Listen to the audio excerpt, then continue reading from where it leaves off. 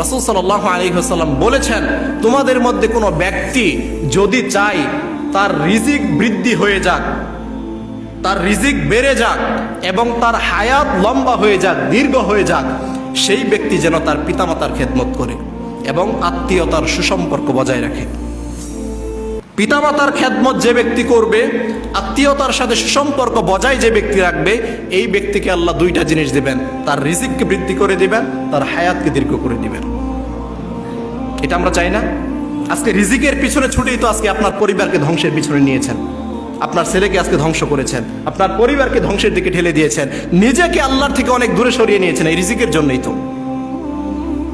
দু চারটা ভালো খাওয়ার জন্য, ভালো পড়ার জন্য, ভালো বাড়িতে থাকার জন্য, এজন্যই তো আপনি আজকে ধর্ম থেকে এত দূরে, তাই না? এটা আল্লাহ আপনাকে বৃদ্ধি করে দেবেন যদি পিতামাতার সাথে আপনার আচরণ সুন্দর হয়, পিতামাতার খেদমত যদি আপনি যথারীতিভাবে করতে পারেন, আল্লাহ বৃদ্ধি করে দিবেন, বাড়িয়ে দিবেন।